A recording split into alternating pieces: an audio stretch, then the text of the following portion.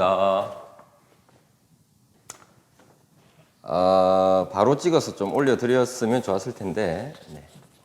제가 좀 너무 바빴습니다. 바빴고, 네, 늦었지만 오늘은 네, 최근에 있었던 부산과학부 2학년 1학기 중간고사 네, 시험에 대한 분석을 한번 해볼까 합니다. 네, 거의 90% 이상 이제 복귀가 끝나 있는 그런 시험지라서 거의 정확하게 네, 형태가 나와 있는 그런 시험이라 보시면 될 것 같고요. 전체적인 총평은 적분 파트가 이번에 아주 독특하게 이런 경우는 없었는데요. 적분 파트가 이제 부정적분 이 부분만 시험에 출제를 했기 때문에 사실 구분구조 물론 이제 여기에 이제 구분구조법까지 조금 나왔는데요. 네. 시험 보면 너무 작았어요. 너무 작았고, 네. 이런 부분이라서, 문제가 사실은 역대급으로 쉽게 나왔습니다. 이렇게 쉽게 시험이 나온 적이 있었나? 할 정도로, 네. 이렇게 시험을 쉽게 출제한 적이 있었나 싶을 정도입니다. 진짜로. 네. 그래서 적분 파트가 33점 네, 이렇게 이제 출제를 했는데요. 네, 이거는 매우 쉬웠다. 근데 아이들 계산 실수 부분이 많았다. 계산 실수 부분이 많았기 때문에 이 부분을 좀 어떻게 했을까 좀 싶은 부분은 걱정이 되네요. 그래서 점수가 조금 이 앞쪽 부분에서 점수가 조금 낮았던 친구들이 있었고 이거는 이제 공부의 습관의 문제입니다. 공부의 습관의 문제. 어떤 거냐면, 물론 이제 과학 보니까 문제가 어렵게 나올 것이라는 어떤 부분들을 가지고 아이들이 어떤 공부를 하냐면, 이 적분은 내가 할 수 있어. 이 정도 부정적분은 내가 할 수 있어. 그러니까, 실질적으로 본인이 시도해보고 그에 대한 답을 내보고 이런 부분들이 좀 부족했던 거죠. 이건 이렇게 하면 돼. 방법만 알고, 방법만 숙지하고 그냥 넘어갔던 겁니다. 자, 그런 이제 공부를 계속 하다 보면 결국, 왜냐하면 이런 거거든요. 실제로 이제 시험장 들어가가지고 내가 이거 어떻게 푸는지 내가 아는데 실제로 풀어보면 또 달라요. 중간에 가다가 이 뭐지?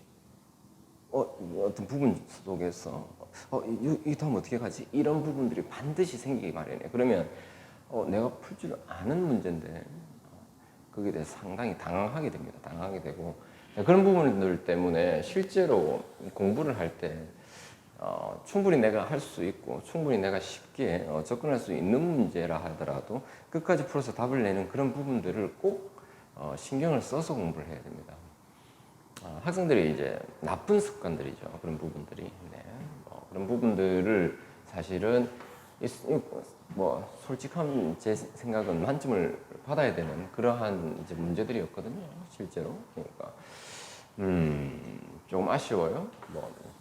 33점이면 이제 실제로 만점 받으면 33점이니까요. 엄청 큰 이제 부분인데 좀 아쉽습니다. 그런 공부를 좀 꼼꼼하게 하지 못했던 친구들 사실은 반성을 좀 해야 되죠. 네, 그런 부분들이 있었다. 네, 이 부분들을 보시면 되겠고 그 다음에 이제 2차 곡선 부분은 2차 곡선은 결국은 성질이에요. 이제 성질인데 네, 34점인데요. 2차 곡선 성질 네, 누구나 압니다. 누구나 2차 곡선 성질 나올 거야. 근데 이번에 우리 선생님께서 참 고심을 많이 하신 것 같아요. 제가 문제를 복귀하고 보면서도 물론 이제 좀 이제 무난한 형태의 문제들도 있었지만 이런 것까지 가지고 오셔서 시험을 냈을까 싶을 만큼 근데 이제 이 성질이라는 부분들이 이제 이게 소술하기가 참 어렵습니다. 왜냐하면 소술이 왜 힘드냐면 이건 이제 문자화가 엄청 많이 되어 있기 때문에 뭐 솔직히 아이들 입장에서는 어떤 거냐면 너무 귀찮다. 소술하기 너무 귀찮다. 너무 복잡하다. 계산이 너무 복잡하다. 뭐 이런 부분들 때문에 또 복잡하면 또 어떤 일이 벌어지냐면 내가 이렇게 풀어가는 것이 맞는가? 맞는 방법인데도 불구하고 이렇게 풀어가는 게 맞나? 이런 이제 뭐 어떤 조금 뭐 이제 좀 그런 부분들이 생겨요. 그런 부분들이 생기기 때문에 이거 그래서 실제로 2차 곡선의 성질이 문제가 나왔지만 그것들에 대해서 이제 증명이죠. 이제 성질에 대한 증명인데 이 증명을 하는 과정 속에서 과정이 너무 복잡했기 때문에 아이들이 좀 많이 힘들어했던 그런 부분들입니다. 근데 이제 좀 일반적으로 알려져 있지 않은 뭐 그러한 성질들을 조금 가져오셔가지고 시험을 냈기 때문에 아이들 입장에서는 조금 낯선 부분이 있었다. 그러나 충분히 또 늘 봐왔던 형태도 시험에 나왔거든요. 근데 이제 뭐 어려웠다 이런 이제 평가들을 많이 아이들이 했죠. 근데 실제로는 좀 복잡했지만 하나하나씩 적어가서 했으면 대부분 다 맞출 수 있는 문제들로 이제 구성이 돼 있었습니다. 실질적으로. 근데 이제 이거 하는데 시간도 많이 걸렸을 거고요. 네, 그렇게 됐을 거예요. 제 생각에는 여기까지 아이들이 시험 문제 푸는데 많은 시간을 소비했을 거예요. 소비를 했을 거라서 그 다음 33점을 이제 우리가 하는 이제 경우의 수에서 이제 확률까지 이제 넘어가는 이제 요 파트가 아이들이 이제 충분한 시간적 여유를 가지지 못하고 시험을 치르지 않았나. 제일 마지막 문항이 조금 복잡한 문항이었는데요. 네, 그것도 생각해 보면 크게 어렵지 않은 문항인데, 물론 사실은 이제 제일 마지막 문항은 아이들 제대로 푼 아이들이 뭐 거의 없었을 거로 제가 예상하던데, 네, 그런데요. 네, 이렇게 해서 시험 출제를 했고요. 시험 출제는 뭐 두 파트가 생각보다 그렇게 막 쉽게 풀리는 문항들은 아니었기 때문에 33점 문제가 너무 쉬웠다 하더라도, 근데 이제 이거를 좀 꼼꼼하게 이제 풀이했던 친구들, 잘 적었던 친구들이 33점을 받으면 여기서 조금 점수를 받더라도 점수가 확 올라가기 때문에 이번 시험은 사실은 역전이 많이 일어났던 시험이에요. 실질적으로 좀 잘했던 친구들이 이 정도는 내가 공부 안 해도 할 수 있어 했던 친구들이 봤더니 잘 안 돼. 짝짝 바닥으로 내려옵니다. 중간으로 내려와요. 상위권에 있는 친구들이 중간에 내려오는 친구들이 되게 많습니다. 반면에 이제 중위권에 있었던 친구들이 갑자기 상승을 하는 그런 일들이 일어났던 시험입니다. 시험 자체가요. 네. 그래서 이런 시험도 한번 쳐보는 거죠. 네, 이런 시험도 한번 쳐보는 거고 문제 자체는 상당히 잘 구성되어 있고 잘 문제를 내셨어요. 뭐 적분도 문제는 쉬웠지만 크게 어렵지 않았지만 아이들에게 정확하게 어떤 푸는 것들 이런 것들 요구하는 부분들이어서 저는 좋았다고 생각해요. 아이들이 이제 공부를 조금 이렇게 해야 되겠구나, 조금 꼼꼼하게 해야 되겠구나 이런 부분들을 좀 상기시켜 줄 수 있는 그런 부분이었거든요. 저는 좋았다고 봐요. 네, 그래서 한 문제씩 조금 볼게요. 볼 건데 문제는 지금 다 제가 타이핑을 쳐서 가지고 있는데 소개를 할 수 있는 문제들은 한두 문제 소개하면서 그렇게 가보도록 하겠습니다. 네, 1번 문항은 삼각함수 부정적분 문항인데요. 1번은 삼각함수의 곱을 합으로 고쳐서 하는 부분. 이거 뭐 아주 일반적으로 많이 했던 부분. 그 다음에 거듭제곱 형태, 거듭제곱이 포함되어 있는 형태, 탄젠트 7제곱하고 시컨트 5제곱이 곱해지는 형태였는데요. 그 다음에 세 번째는 유리함수 적분 문제. 이제 부분분수 처리해야 되는 이 문제입니다. 이 두 개는 조금 계산식이 복잡했기 때문에 이 부분에서 아이들이 계산 실수가 많이 나왔을 거예요. 많이 나왔을 거고 그런 부분에서 이제 이게 맞나 이런 부분들도 생각했을 거예요. 자, 두 번째 문제는 네, 요거 우리가 부정적분의 점화식 형태 만드는 거예요. 많이 했었던 형태입니다. 이거 뭐 네, 엄청 강조하기도 했고. 근데 일반고에서는 보통 코시컨트까지는 잘 안 하거든요. 잘 안 합니다. 잘 안 하고. 네, 요거를 가지고서 n이 3 이상일 때 in과 in-2의 관계를 찾아내는 거. 네, 이게 1번 문항이었고, 자, 2번 문항은 네, 요거 위에 거 이용해서 코시컨트 5제곱 x를 실제로 한번 접근해 볼래? 이렇게 진행했던 문항입니다. 요거 간단하게 한번 뭐 말씀드려 볼까요? 요거.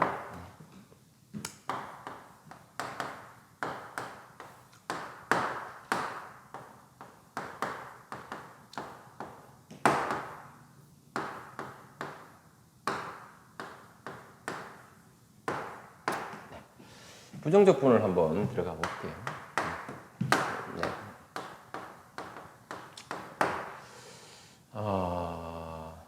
부분적분을 쓸 거예요. 이제 그대로 왔어요. 적분하게 되면 코탄젠트 x가 되죠. 자, 마이너스 인테그랄이고요. 얘 미분하게 되면 자, n-2가 떨어지고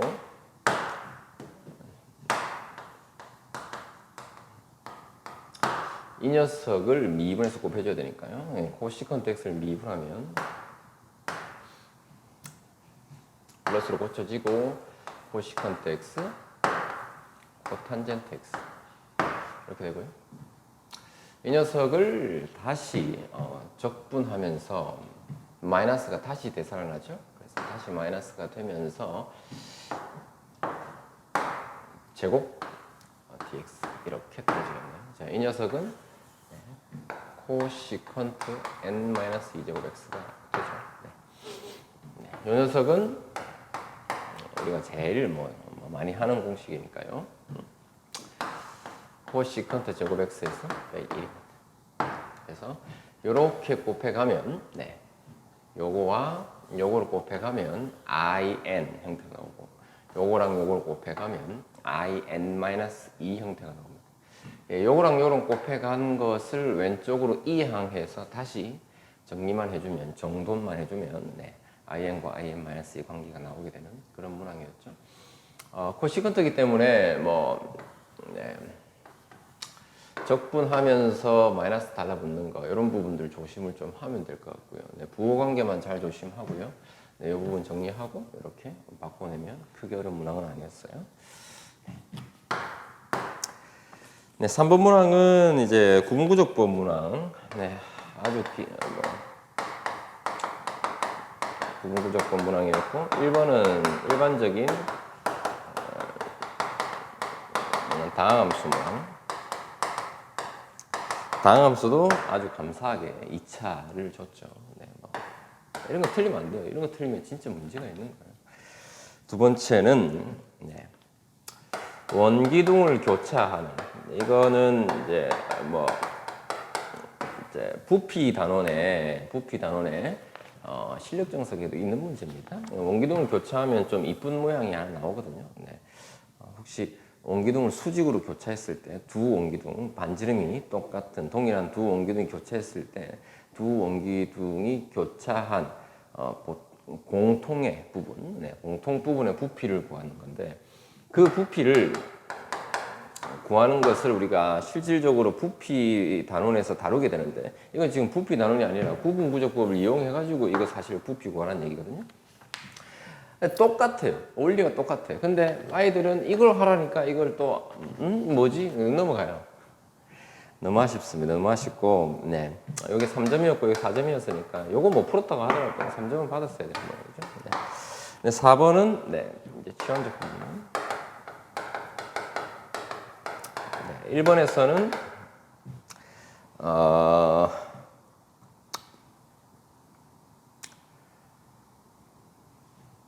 치환적분하고 부분적분이었네요. 1번에서는 네, 기본적으로 뭐 아크탄젠트가 나왔는데요. 아크탄젠트 요 부분, 네, 요거 미분하면 어떻게 되는지 네, 그런 부분들만 잘 체크하시면 아크탄젠트 x 미분을 혹시 아는지 모르겠어요? 미분하면 플러스 x의 5분의 1인데요. 요거를 아느냐 모르냐. 네. 두 번째 문항은 뭐 루트한 치환, 아주 기본적인 치환 형태, 혹은 뭐 다른 친구들은 뭐 삼각 치환으로 하기도 했을 건데요. 삼각 치환보다는 그냥 치환하는 게 훨씬 쉬웠는데. 네. 세 번째는 이제 와이어스러스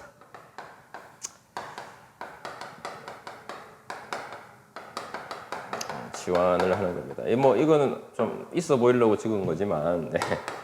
네, 이거를 치환하는 거죠. T라고 치환하는 거예요. 요거 치환하는 형태. 이거는 문제에서 힌트까지 줬어요. 이거 5점짜리인데요. 네, 이건 진짜. 네, 이거 문제를 뭐 가르쳐 드릴까요? 문제는 이랬습니다. 더하기 3분의 1 dx. 요거 계산했어요. 네, 뭐 와이어스러스 이제 이거 T 치환해서 이제 T도 다 고쳐내는 겁니다. 워낙 많이 했던 거예요. 그래서 전혀 어떤 뭐 힘든 부분은 없었을 거다 이렇게 판단할 수 있습니다. 네. 워낙 많이 하는 거죠. 이거 힌트까지 줬다니까요. 이런 것들 틀리는 학생들은 조금 생각을 하셔야 됩니다. 네, 그다음에 여기까지 해서 적분이 끝났습니다. 보시면서 어떤지 모르겠네요. 네. 매우 쉬웠죠? 솔직하게. 5번입니다. 이제 2차 곡선으로 넘어왔어요. 5번인데 5번은 쌍곡선에서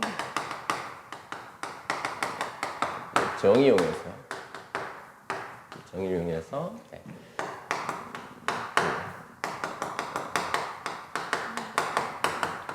이 최속감 문항 엄청 자주 나오는 문제입니다. 엄청 자주 나오는 문제. 이거는 뭐 틀리면 안 되는 문제예요. 4점짜리 문항이었습니다. 이건 너무 쉽게 풀어야 되는 문항이고.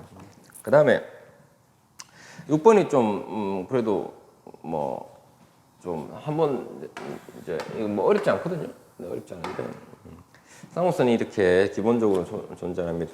쌍곡선은 항상 이렇게 정근선을 먼저 그려놓으면 조금 편하게 그릴 수 있죠. 쌍곡선이 이렇게 존재를 해요. 쌍곡선이 이렇게 존재를 하고요. 근데 이제 뭔 얘기를 했냐면 x가 0보다 큰 부분과 0보다 작은 이 두 쌍곡선에 모두 접하게 되는 이러한 중심이 어디에 있고, 중심이 y축에 있고 여기와 여기 모두 접하게 되는 그러한 녀석이, 그런 원이 엄청 많겠죠? 이런 큰 원도 있을 거고 작은 원도 있을 거고 다 많을 겁니다. 네, 그래서 여기서 요구했던 문제는 한 초점입니다. 여기든 아무 상관이 없어요. 한 초점에서 이제 이렇게 접선 두 개를 그었던 거예요. 이렇게 접선 하나 긋고 이쪽으로 접선 하나 그었어요. 그래서 이 각도가 세타인데 이 각이 어떠한 원이더라도 이 각도가 항상 일정함을 보이는 거예요. 힌트를 드리자면 끄어내려서 네. 요각 알파라고 할까요? 요각이 일정하다는 사실을 보이면 2배니까요, 그죠? 2알파가 세타니까 네. 일정하다는 걸 증명할 수 있는데 이것도 수식이 좀 복잡해요. 복잡해서 그렇지 그냥 차근차근 하면 되는데요. 다만 이걸 어떻게 이 각이 같으면 보이지? 이 직각삼각형에서 보이면 되는데 그거를 생각 못했으면 풀기가 좀 힘들었을 거예요. 네. 그래서 7번으로 갈게요. 7번으로 가면 이제 타원 문항이 나오는데 타원에 기본적으로 이 7번은 제가 소개를 좀 해드리고 싶지만 이제 예를 들어 기울기가 이 타원이 이렇게 있는데요. 타원이 이렇게 있어요. 기울기가 동일한 예를 들어서 기울기가 m이라고 동일합니다. 이렇게 동일한 녀석 이렇게 끄어요. 엄청 많이 끌 수 있겠죠. 이렇게 끄. 만나는 두 점이 생길 거예요. 만나는 두 점이 이렇게 생길 겁니다. 그럼 이것들이 중점들을 다 이으면 놀랍게도 중심을 지나는 그런 직선이 되거든요. 네.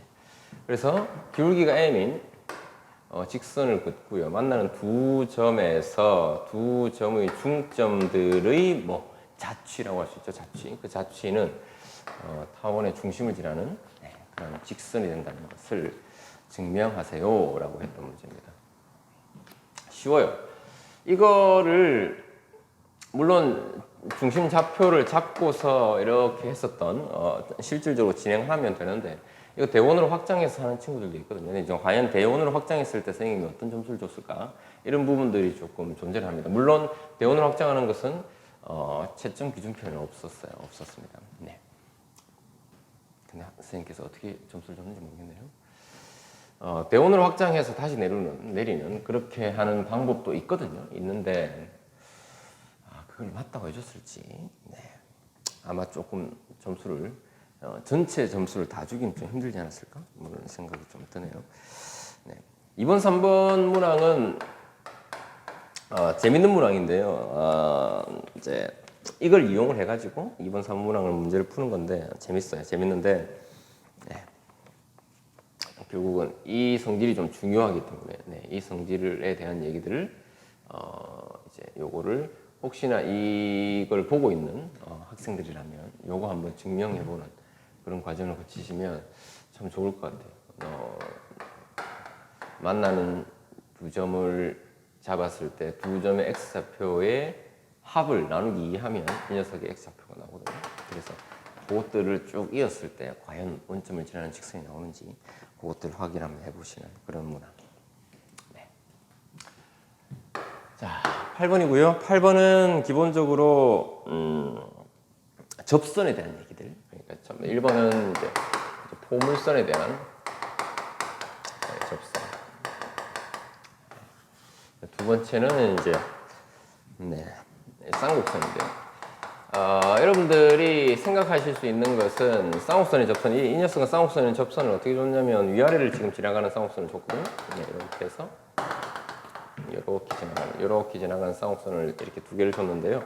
이렇게 쌍곡선을 줬는데 그러면 우리가 접선을 그어보면 이렇게 접선을 그을 수 있단 말이에요. 이렇게 어떤 점에서 접선을 그어보면 이 접선의 기울기하고 생각을 해보면 이 기울기는 이 기울기 다시 말하면 이 정근선인데요. y는 이제 a분의 bx, 이 녀석은 y는 마이너스 a분의 bx인데 이 기울기 관계에 대한 얘기예요. 그래서 정근선 플러스 마이너스 a분의 b를 이제 n이라고 하면 절대값 n은 a분의 b인데요. 그 다음에 인마 기울기를 m이라고 했을 때 절대값 m이라고 했을 때 그러면 절대값 m과 적대값 n 중에서 누가 더 클까? 뭐 이런 겁니다. 보이나요? 이 녀석의 절대값이 클까요? 이 녀석의 절대값이 클까요? 이런 얘기죠. 그죠? 그래서 기본적으로 절대값이 이쪽이 더 커지는 그런 구조. 이걸 증명해 보세요. 그러니까 절대값 n이 절대값 m보다 더 크다는 사실을 증명하세요. 이런 겁니다. 쉽습니다. 네. 기울기가 m인 접선, 쌍곡선에서의 접선. 알고 계시나요? 네. 학생들이라면 이 정도는 암기하고 계시면 좋을 것 같아요. 암기하고 있으면 좋겠고요. 네. b제곱 마이너스 a제곱 m제곱. 여기 이제 위아래로 이제 형성되어 있는 녀석이라서 이 두 개가 지금 뒤집어져 있는 형태거든요. 그렇게 하면 이 안쪽에 있는 녀석이 뭐보다 커야 돼요? 0보다 크거나 같아야 되니까. 근데 인마가 0일 때는 기울기가 a분의 b일 텐데요. 여기 0일 때는 m이 플러스 마이너스 a분의 b일 텐데 점근선은 접선이 아니죠. 그래서 등호가 빠져야 돼요. 빠져야 되고 아주 간단하게 증명할 수 있는 건데 했는지 잘 모르겠어요. 3번은 2번을 가지고서 기본적으로 직각쌍곡선 마이너스 1. 네. 이렇게 직각쌍곡선이 있고 얘는 뭐라고 그랬냐면 직각쌍곡선을 간단하게 한번 그려보면 자, 얘는 1,0을 지나거든요. 이렇게 지나가는 쌍곡선 이렇게 쌍곡선인데 1,0이 아니고 0,1이죠? 네, 0,1을 지나는 그래서 이 중에서도 y가 1 이상인 부분만 생각하세요. 그랬습니다. 이렇게 네. 이 부분만 생각을 해보자. 그랬습니다. 요 밑에 0,q라는 점이 있어요. 0,q라는 점이 있고 0,q는 q가 0 이하인 부분이에요. 그래서 0일 수도 있거든요. 그래서 여기서 접선을 그었을 때 과연 이 접선을 그을 수 있겠느냐. 생각을 해보시면 2번 문항하고 굉장히 이제 2번 문항을 쓰면 바로 답 나오죠. 바로 답 나오고 아직도 이런 사람 아직도 있다는 게 저는 진짜 좀 화가 나는 건데 여기서 이 쌍곡선에다가 접선을 그을 수 있다고 그렇게 아직도 그렇게 가르치시는 분도 있어요. 진짜 공부 안 하시는 분들. 네. 네, 이 녀석은 점근선에 점점 이제 붙어가는 녀석이기 때문에 이 점근선보다 얘가 지금 기울기가 더 크거든요. 무조건 클 수밖에 없어서 이렇게 지나가면 이렇게 접선을 클 수가 없는 구조예요. 여기 접선을 긋는다고 하면 한 점을 만나야 되는데 한 점을 만날 수가 없는 거죠. 왜냐하면 여기를 무조건 지나가게 돼 있기 때문에. 물론 그게 이제 2번 방금 우리가 증명했던 2번인데요. 그래서 여기서는 절대 접선을 그을 수 없습니다. 접선이 존재하지 않음을 증명하세요. 바로 2번에 의해서 바로 끝 이렇게 해도 요거에 의해서 바로 끝 이렇게 하면 증명이 끝나는 건데 네, 요거 모르겠습니다. 이거는 진짜 한번 네 이렇게 해서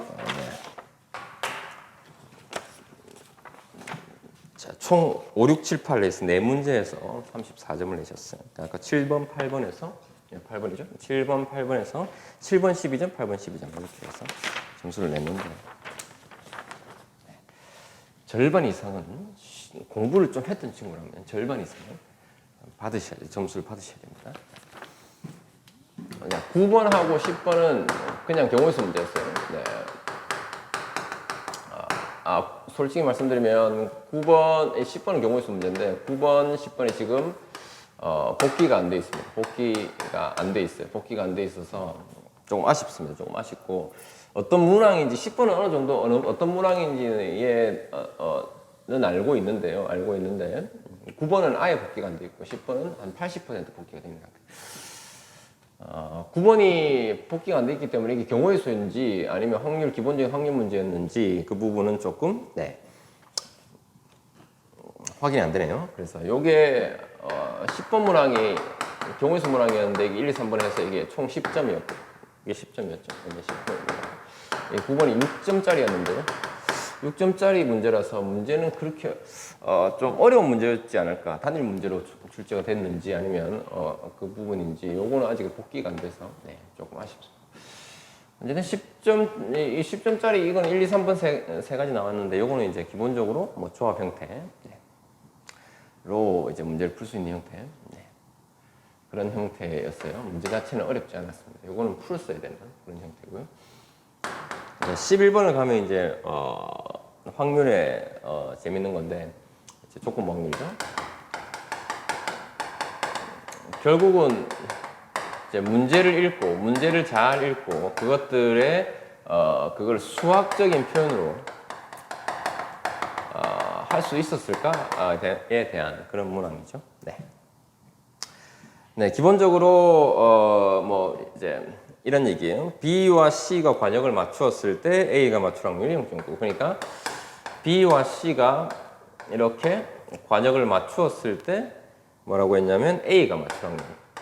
뭐뭐 했을 때 그때 A가 맞출 확률. 이게 0.9. 이렇게 수학적인 조건부 확률 형태로 표현할 수 있는가. 그 다음에 B가 관역을 맞추었을 때 C가 맞을 확률. 그러니까 뭐 B가 관역을 맞추었을 때 C가 맞췄을 확률. 이건 얼마냐? 0.8이라고 줬어요. 그 다음에 B가 관역을 맞추고 C가 관역을 못 맞췄을 때 있습니다. B는 관역을 맞췄는데 C는 관역을 못 맞췄죠. 못 맞추었던 상황 속에서 A가 맞출 확률. 이렇게 물었어요. 이게 0.7. 이 세 가지가 조건이에요. 이 세 가지 조건을 이렇게 쓸 수 있을까? 이런 부분들이었고, 그래서 우리가 묻는 거는 B가 관역을 맞췄을 때 A가 맞출 확률이죠. 그래서 요거는 이제 다 잘 하시지 않을까 싶은데 이렇게.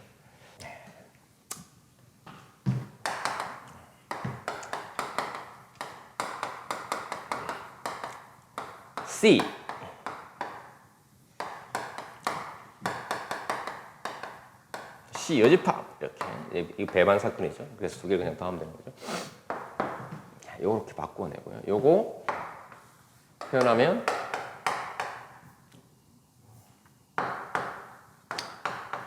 비교집합 C분의 P A 교집합 B 교집합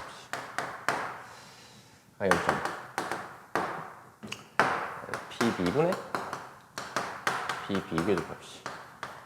느낌 있죠? 네, 0.8. 요거 두 개 곱하면 비교접 지분이 나오죠? 그죠? 이게 날아가잖아요? PB분의 1가 나오죠? 네. 이게 보면 어떻게 풀어야 될지 딱 감이 오지 않습니까? 네.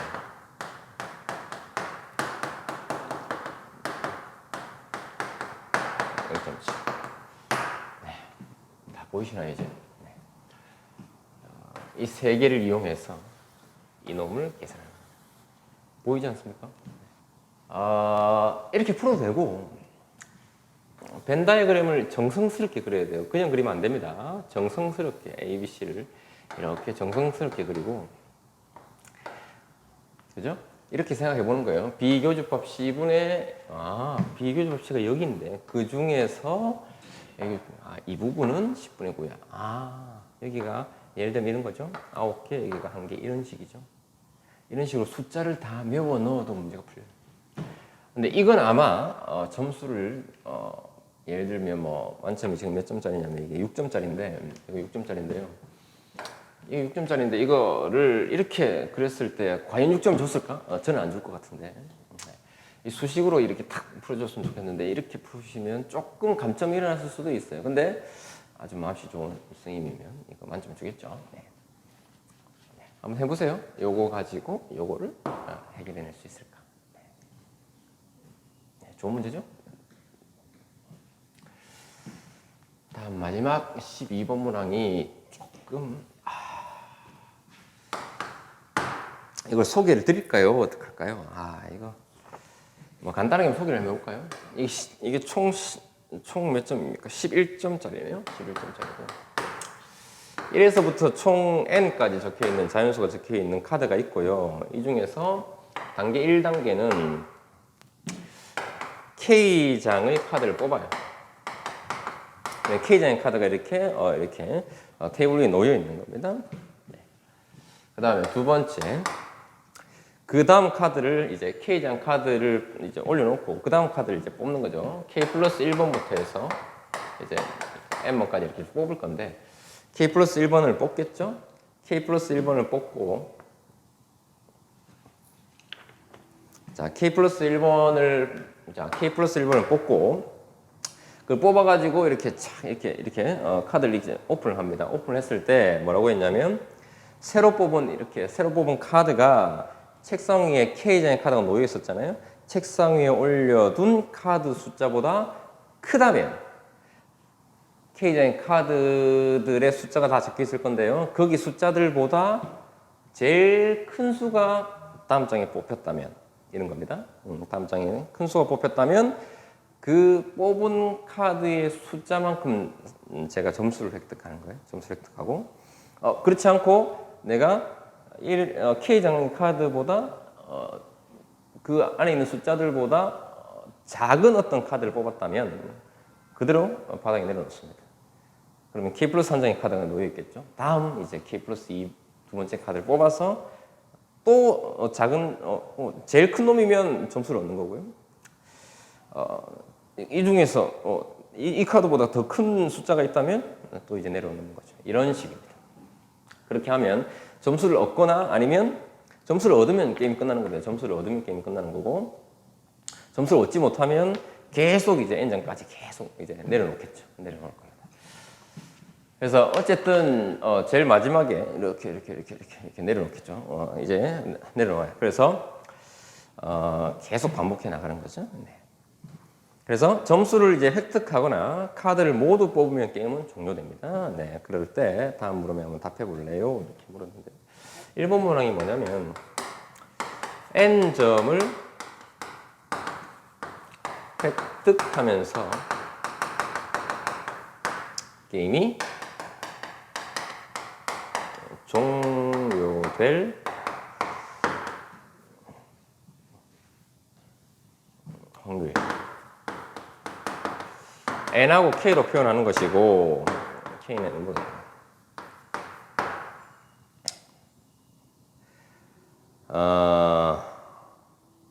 이 N은 라지 N이겠죠? 라지 N과 K로 표현하는 거고 자, N점을 획득하면서 게임이 종료될 확률입니다. 다시 한번 문제를 설명을 드릴게요. 자, 1에서부터 n까지의 카드가 쭉 있어요. 이렇게 주머니 속에 있고요. 근데 그 중에서 K장의 카드는 이미 오픈되어 있는 상태입니다. 오픈되어 있는 상태고, 이제 K 플러스 한 번째부터 이제 숫자를 이렇게 뽑습니다. 숫자를 딱 뽑았을 때 이 K장의 카드의 수보다 제일 큰 수를 내가 뽑았다. 그러면 그 카드, 뽑은 카드죠. 이 뽑은 카드의 점수를 내가 획득하는 겁니다. 그렇지 않고 이 내가 뽑은 카드보다 더 큰 숫자가 이 중에 있다면 그대로 내려놓습니다. 그리고 다음 장을 뽑아요. K 플러스 두 번째를 뽑습니다. 또 하는 겁니다. 이렇게 점수를 획득하면 게임이 끝나고요. 점수를 획득하지 못하면 계속 뽑아야겠죠. 그래서 이제 전체가 다 뽑히면 이제 게임이 끝나는 그런 구조로 이제 문제가 완성이 되어 있고요. 자, 이때 라지 n점을 획득하면서 게임이 종료될 확률을 이거로 한번 풀어보라 이렇게 얘기를 했거든요.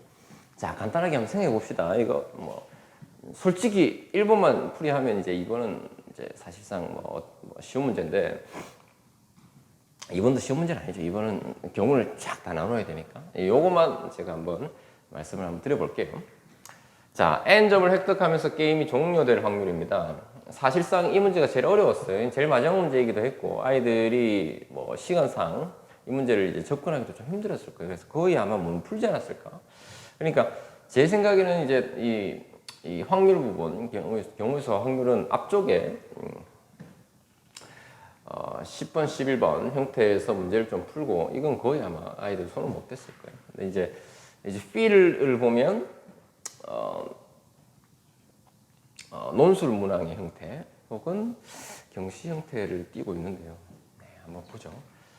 자, 라지 n점을 획득하면서 게임이 종료돼야 됩니다. 그러면 자, K장의 카드가 놓여있기 때문에 K 플러스 1번째에서 라지 n점을 획득할 수도 있겠죠. 그죠?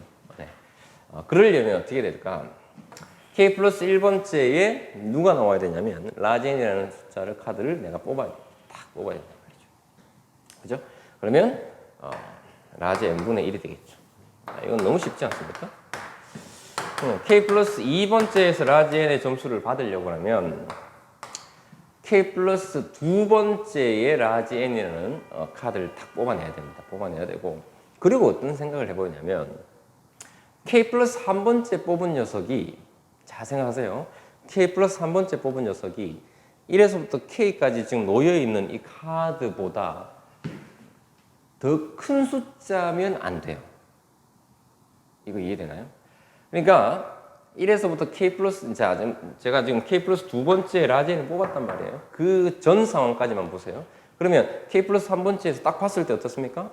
이 중에서 이 카드보다 큰 숫자가 있으니까 내려놓았을 거잖아요. 그러니 내려놓으면 이제 K 플러스 한 개의 숫자가 있겠죠. 그러면 이 K 플러스 한 개의 숫자 중에서 그죠? 숫자가 가장 큰 놈, 그 중에서 가장 큰 놈이 있겠죠. 그게 절대 K 플러스 1이 돼서는 안 된다는 얘기입니다. 그 말은 가장 큰 놈은 어디 있어야 된다는 얘기일까요? 1에서부터 K, 즉 제일 처음에 놓여 있었던 그 뭉치 속에, 즉 놓여 있었던 그 속에 가장 큰 숫자가 있어야 되겠죠. 그럴 확률을 곱해주는 겁니다. 그래서 n분의 1 뽑아야 되고 n 플러스 2번째는 어떤 확률을 곱하냐면 그죠? K 플러스 한 개 중에서 가장 큰 수는 어디 있어야 된다고요? K장의 카드 뭉치 속에 있어야 된다는 거죠. 이렇게 되는 거예요. K 플러스 세 번째 라지 n을 뽑아요. 그러면 그 또한 n분의 1인데 이번에는 K 플러스 두 개의 숫자가 놓여 있겠죠. K 플러스 2까지도 그냥 내려놓았을 거니까 K 플러스 2개의 숫자 중에서 어디 K의 이 뭉치 안에 제일 큰 숫자가 있어야 되니까 그럴 확률은 2분의 K가겠죠. 이런 식이란 말입니다.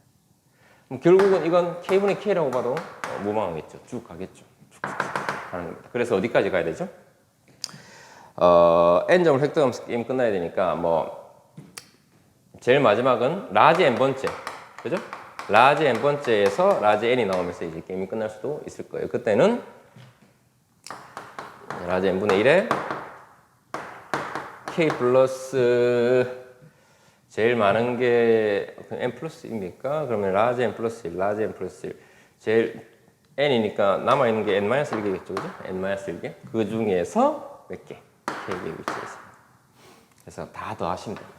이거 다 더하시면 되니까 n분의 1을 묶어내면 k분의 k, k 플러스 1분의 k, k까지도 묶어줄까요? 그럼 1, 2 이렇게 해서 라지 n 빼기 1분의 여기까지 해서 여기 답이 쉬웠나요? 뭐 생각해보면 쉬운데요. 네.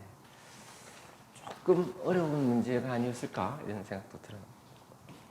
네, 이번은 문제를 소개해드릴게요. 라지 n이 10이고 k가 6일 때 몇 점을 획득하더라고? 9점을 획득하면서 게임 종료. 그렇게 될 확률을 구하는 겁니다. 네, 기하분수로 표현하는 거. 문제 자체는 이렇게 되어 있어요. 네. 어떤지 모르겠습니다. 12번까지 해서 총 100점이 됐네요. 문제는 뒤쪽으로 가면 좀 과학고스러운 형태의 문제가 나왔고요. 선생님들께서 엄청난 노력을 또 문제 출제하시느라 고생을 많이 하셨을 것 같아요. 문제 자체는 퀄리티가 있고 좋습니다. 좋고 그리고 아까도 말씀드렸지만 적분은 문제가 쉬웠지만 기본적으로 아이들에게 경각심을 주는 그런 부분에 있어 포인트로서는 괜찮은 시험이었다. 그래서 전체적으로 좋은 시험이었다 이렇게 판단이 됩니다. 그런데 아까도 말씀드렸지만 위원회가 이렇게 뒤집어지는 부분들을 생각해야 되고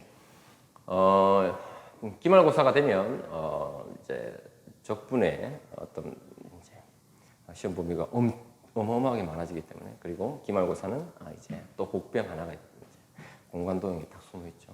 통계 파트는 이제 개념을 정확하게 하면 사실상 문제 어려운 건 크게 없을 텐데 공간 도형을 과연 아이들이 어떻게 해결할지 그런 부분들이 숙제가 되겠네요. 자, 이 영상을 보고 있는 중학생들은 또 보시면서 한번 이런 형태가 시험에 나오는구나. 내가 어떻게 공부를 해야 되겠구나. 라는 부분들을 생각하시면서 공부를 이어나가시면 되고요. 제가 말씀드리고 싶은 좀 중요한 파트는 어떤 거냐면 물론 이런 아이디어를 가지고서 이제 풀어야 되는 문항도 있지만 그렇지 않고 기본적으로 풀어야 될 부분들 그러니까 기본적으로 아이들이 해야 되는 것들 기본 연산 나 할 줄 안다고 그냥 넘어가지 마시고요.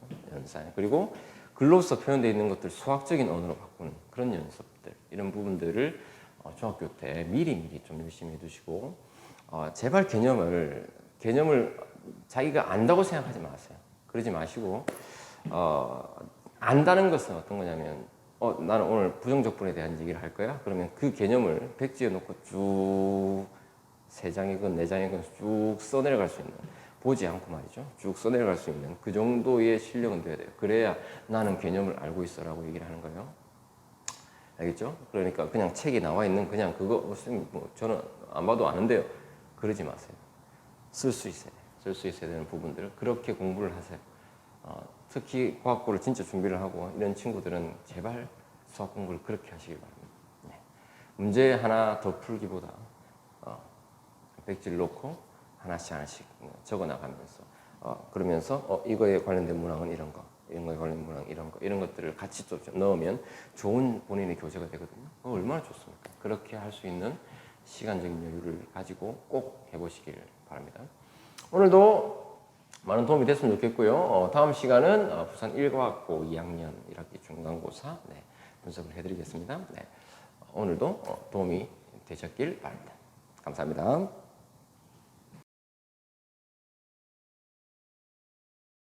구독과 좋아요가 필요하다.